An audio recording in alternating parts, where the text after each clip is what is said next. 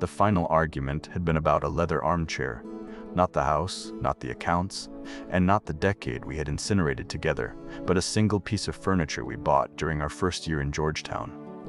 Jadwgy had wanted it for what she called sentimental value, which was another way of saying she wanted to assign a feeling to an object, and I had wanted it because it was a tangible asset with a clear depreciation schedule. We had settled it like every other dispute, with a quiet, vicious exchange of logic against emotion, until one of us was too exhausted to continue. Now, the only sound inside the pristine Volvo was the steady sweep of the windshield wipers pushing away the Virginia rain. She sat in the passenger seat and looked out her window at the blurry green of the trees lining the interstate. Her face had the placid emptiness of someone who has already left the room, leaving only a physical form behind. A light brown manila envelope rested on the dashboard between us. Its flap was unsealed, and inside were the pages that would legally dissolve the contract of our marriage. Her signature was already on the final page, a delicate and hurried script I had seen on countless gallery receipts and thank you notes. Only my line remained empty. Her silence was different from the kind we had cultivated over the last few years. That old silence was an active thing, a weaponized absence of words. This new quiet was just empty space. It reminded me of the first days of the collapse, 4 months ago, after the sirens finally stopped. I was in my office on the 32nd floor, looking down at the city as it choked on its own panic. The first wave of noise was unbelievable, a crescendo of screams and alarms and breaking glass that felt like the world tearing itself open. Then came the silence when the power grid failed for good, and the city went dark in the middle of the afternoon. In that sudden quiet, you could hear individual things with a terrifying clarity, like a woman sobbing on the street below, or a man shouting the same name over and over again. The world had ended not with a bang, but with a series of small, desperate sounds before it fell completely quiet. I remember my first clear thought was not about Jadwgy or her safety. It was a calculated inventory of the emergency supplies in my office, the bottled water and the protein bars and the first aid kit. Survival was a matter of resources, not emotion. Jadwgy shifted in her seat, the leather creaking under her trench coat. She was already dressed for her new life, in practical jeans and sturdy boots meant for walking away. It was a curated performance of independence, a costume chosen to show me that she no longer needed the life I had provided. I guided the car onto the shoulder of the empty highway and brought it to a stop. The rhythmic swipe of the wipers was the only thing moving. "What are you doing?" Her voice was flat, without curiosity. I did not answer her. I reached for the manila envelope and pulled the documents onto my lap. I smoothed the wrinkled top page, my eyes scanning the legal language that my own firm had drafted. It was a perfect document, clean and ironclad, with no room for misinterpretation. It was a good contract. It outlined a clear and total separation of assets and liabilities. That was all a marriage had ever been, when you stripped away the useless ceremony. It was a partnership with terms, and she had breached them. I took the pen from the center console. It was a heavy silver fountain pen she had given me for our 5th anniversary. I clicked it open. The sound was sharp in the quiet car. I found the last page and located the empty line printed with my full name, Vytold and Jadwgy. Her signature was just below it. I pressed the nib to the paper. The ink flowed out, dark and immediate. I wrote my name with the same precise, controlled letters I used to sign depositions and court orders. Each curve and line was a deliberate act, a final transaction closing a failed account. I put a firm period at the end. It was done.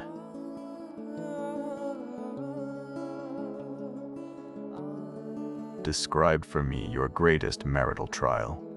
Father Judyk's voice filled the quiet room, a calm and level sound that did not match the intensity of his gaze. He sat behind a massive wooden desk that must have been part of the winery's old tasting room, his severe posture making the high-backed chair look like a throne. Jadwgy and I sat opposite him in 2 smaller chairs that made me feel like a child called to the principal's office. The room was large with dark wood walls and a vaulted ceiling, while barred windows looked out onto the green vineyards, a peaceful scene that felt a world away from the tension inside. It smelled of old wood and the harsh soap they used for cleaning everything. I cleared my throat, feeling the worn fabric of my community-issued work shirt against my skin. This was a test, another one in a series of them since we arrived weeks ago. My mind, trained for litigation, sorted through potential narratives. I needed something plausible, yet emotionally distant, a story I could control. We faced a significant financial hardship about 5 years into our marriage, I began, my voice measured. A bad investment on my part coincided with a downturn in the market. The pressure was immense, and it tested our ability to communicate, to plan as a unit. I glanced at Jadwgy, expecting a subtle nod of confirmation, but her face was a mask. She stared at her hands folded in her lap. Father Jadwgy leaned forward slightly, his elbows on the desk, his gray goatee sharp against the black of his robes. He said nothing, simply watched me, his perception making my calculated story feel hollow and thin. My words sounded like a corporate earnings report, devoid of any real life. I was failing.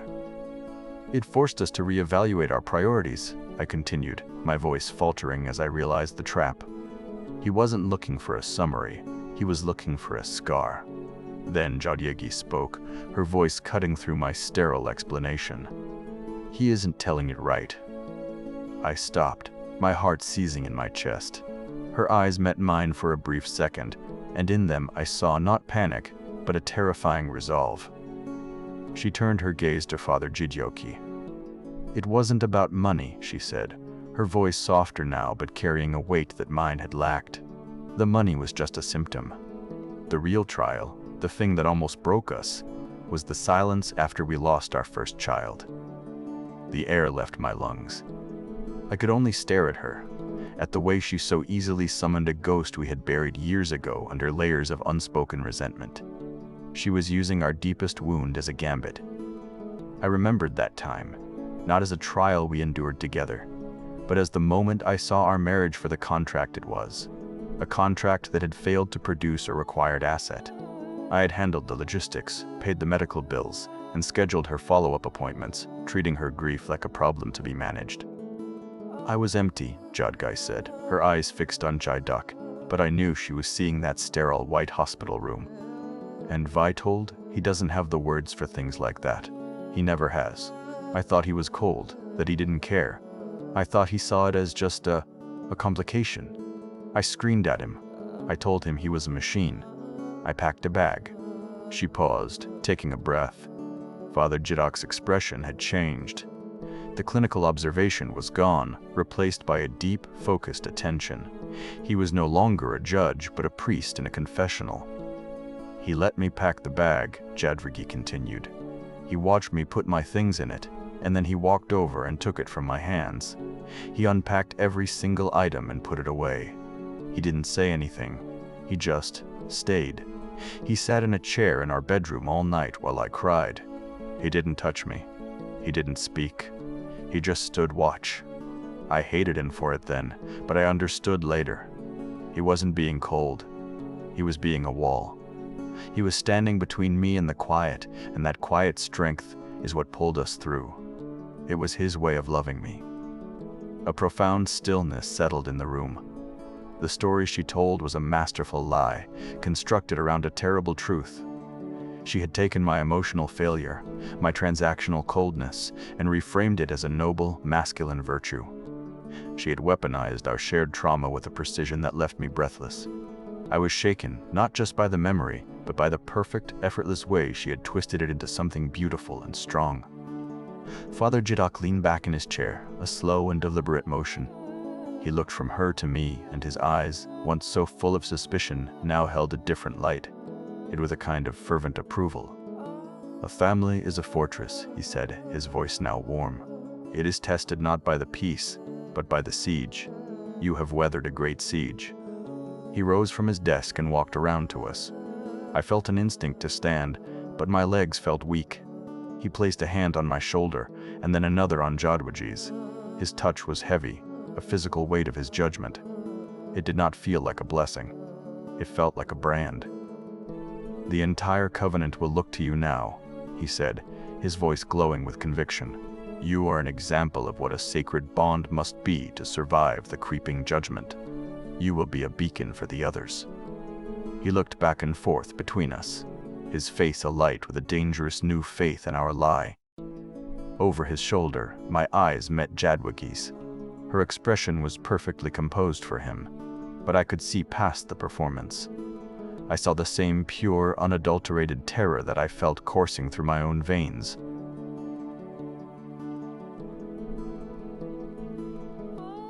"He is a liar." The voice came from the back of the dining hall, a deep and ragged sound that cut through Father Jadwgy's sermon. Every head turned. We were all seated at long wooden tables, the entire community gathered for the evening meal and Jadwgy's nightly address. He had been praising us, Jadwgy and me, holding us up as the embodiment of the Covenant's ideals, a testament to the strength of a true family bond. A large man with a thick beard stood up, his fists clenched on the table before him. I recognized him. His name was Elias, and his wife had been excommunicated for arguing with him in public a week ago. Jadwgy's gaze hardened. "Elias, you will hold your tongue," Jadwgy commanded, his voice like cracking ice. "I saw them," Elias shouted, ignoring the order. He pointed a trembling finger at me. "By the west wall yesterday. I heard them. He doesn't love her. He called her an asset.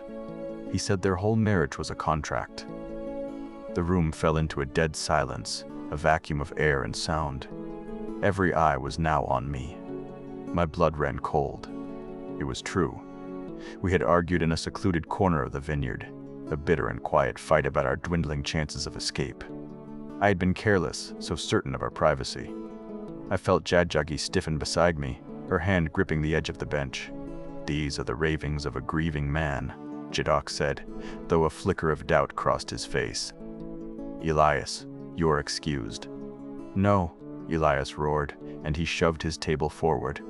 Plates and cups crashed to the stone floor. "Your system is the lie. You preach purity, and you crown these two frauds as your king and queen.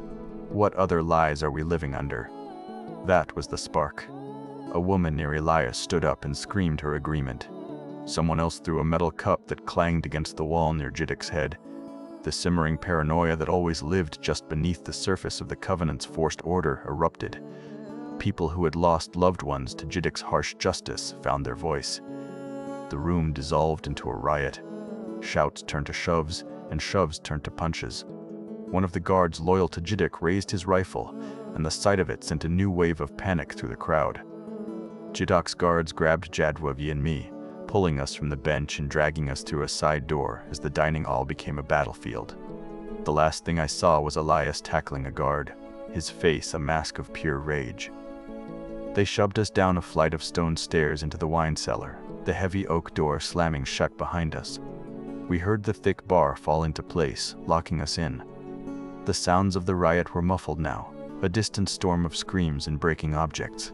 A single bulb cast long shadows across the racks of wine. Then came a new sound from outside, a sound that chilled me more than any human scream.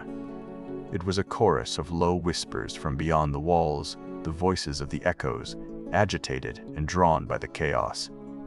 The fighting was ringing a dinner bell for them. A tremendous explosion shook the entire cellar, and the heavy oak door blew inward, torn from its iron hinges and thrown across the room like a toy. Smoke and the smell of fire poured into the cellar. In the flickering, chaotic light from the burning building above, I saw that the blast had also collapsed a section of the outer stone wall, creating a jagged hole that led directly into the darkness of the vineyards. An escape route. I looked across the cellar at Jadwgy. She was near the ruined wall, her path to freedom clear. My own path was through the shattered doorway, back into the heart of the inferno. We could both be gone in seconds, running in opposite directions, finally and truly divorced by the apocalypse. The thought was a cold, logical assessment, the kind of calculation I had built my life on. Survive, win my terms, walk away.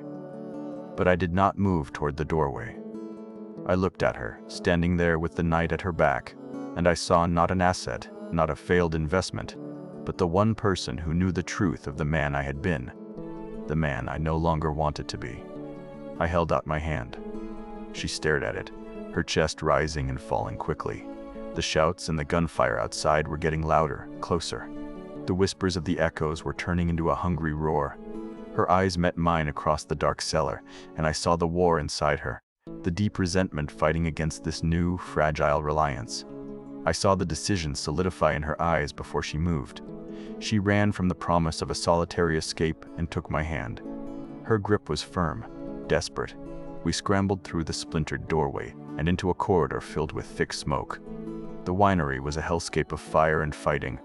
Covenant members were battling each other with fists and tools and scavenged weapons, while the whispers of the echoes grew louder at the breached outer walls. We had to get to the service tunnel, our original half-formed plan for escape. It was our only way out now, and it was on the far side of this cellar. We had to go back through the place we just left. We moved low and fast, using the chaos as cover. The air was hot and tasted of ash. A man with a meat cleaver ran past us, his face wild, chasing one of Jadwgy's guards. We reached the cellar entrance again, the same doorway we had just come through.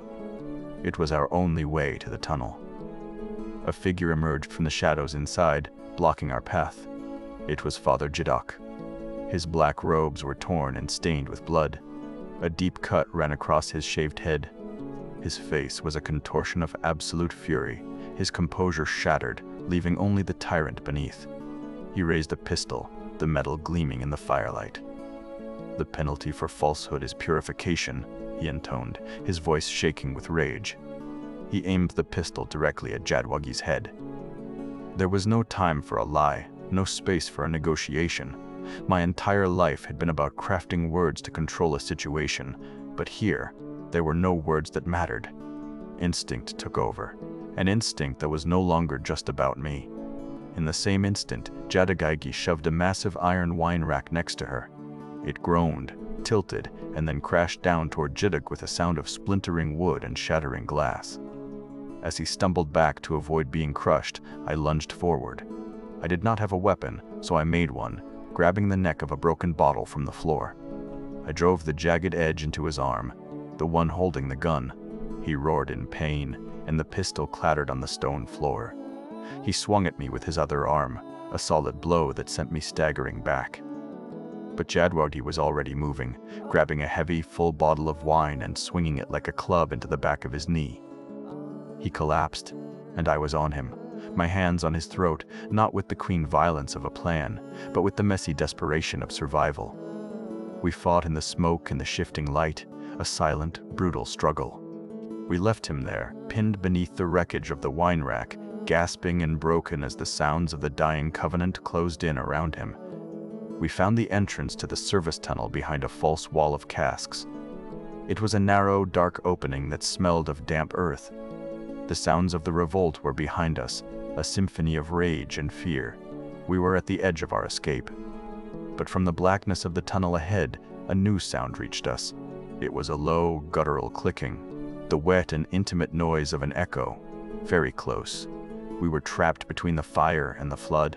We stumbled out of the tunnel and into the gray, pre-dawn light. My legs were weak, and I leaned against the damp earth of the hillside, pulling deep breaths of clean, cool air. Behind us, the winery was a column of black smoke against the pale sky. The screams and gunfire had faded, replaced by the unified, whispering chorus of the feasting echoes. It was over. The covenant of the hearth had been consumed. We were bruised and bloody. I was holding her hand, not as a performance, but for balance, to keep us both from collapsing. She squeezed back, a silent confirmation that we were both still here, still whole. The wind picked up, carrying the stench of fire and something worse.